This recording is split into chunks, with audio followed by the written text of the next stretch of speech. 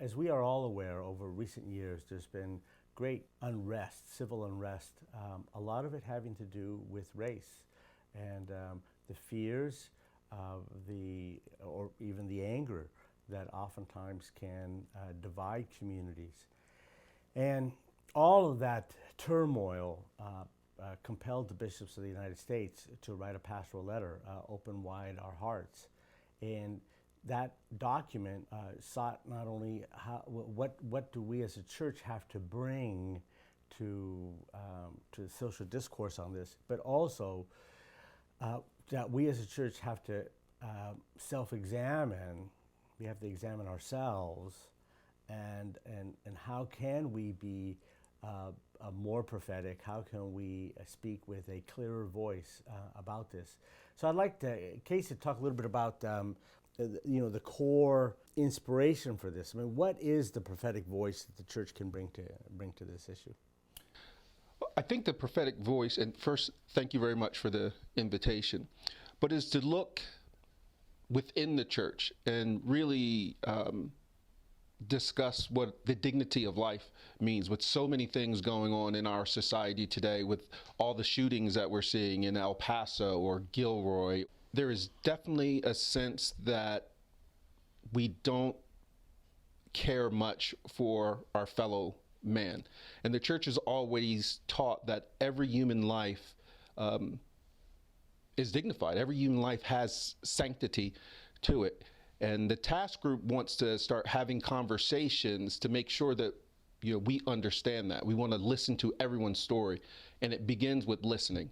So most of our work right now is having listening sessions so we can hear people's story, because that's the only way we're going to find out exactly where our church is, by listening to those who have been through something, which is difficult to do for a lot of us. It's difficult to tell our story, and it's also difficult to hear someone else's story. When we do listen to one another, I think there's something very Christ-like about that, and in that we oftentimes get locked into listening to what Jesus said. But if whenever I look at the Gospels, and I'm also struck by the times that Jesus doesn't necessarily say something, but he starts asking questions, or that he starts actually a conversation with a question, so that he can listen first to what this person's story is and then respond. And that oftentimes a lot of Jesus' teachings is in response to what he heard from the sick, and from sinners, and from the poor, and that his whole teaching came from that listening, and we as disciples not only have to be able to proclaim the gospel, but a lot of times we need to listen first. Yes.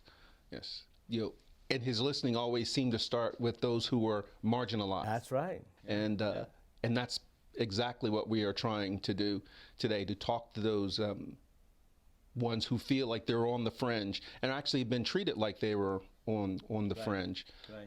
And we're finding it goes not just with the adults, but it's also we're doing dialogue with the high school students throughout the diocese, and then we're hearing some very heartfelt stories. We have a lot more listening to do, and we have a long way to go, but our listening will help us to enter into that dialogue. Mm-hmm. Can you talk about some of the other activities that the task group is also working on? Well, probably the next big thing that's coming up is we're bringing the Tolton play. Oh, yeah. Which is a one-man play about the life and times of Father Augustine Tolton, who is actually up for sainthood. Augustine Tolton was African-American. He was a slave. He loved his church, he loved his God. He wanted to become a priest. He could not enter into a seminary in the United States, so he left the country and went to Europe and was allowed to go through seminary there, but he needed to come back to the United States to minister to his people. Yeah. And so that play, which I'm very much looking forward to, tells his story. It's a dramatic story, and I am hopeful that bringing the play here to the Diocese of Sacramento will be an occasion to spark more conversations.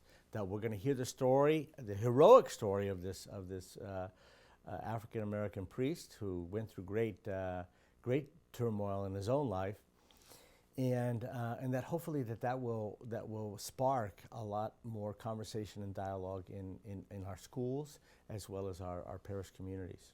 Well, I want to thank you for coming in and for being part of this conversation, and I want to thank you and the other members of the task group for the good work that you're doing. This, again, we're getting into an area that can be a little bit sensitive. It makes people uneasy. Yes. But I think it's important to do. And there's grace. There's grace that's going to come out of this. And so that if we can listen carefully to the words of Jesus, do not be afraid, and trust that His grace will be there for us as we go through this time of learning, conversion, and renewal.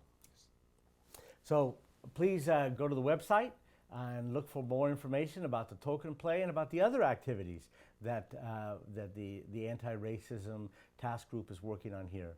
And may God bless you, and let's remember to pray for one another.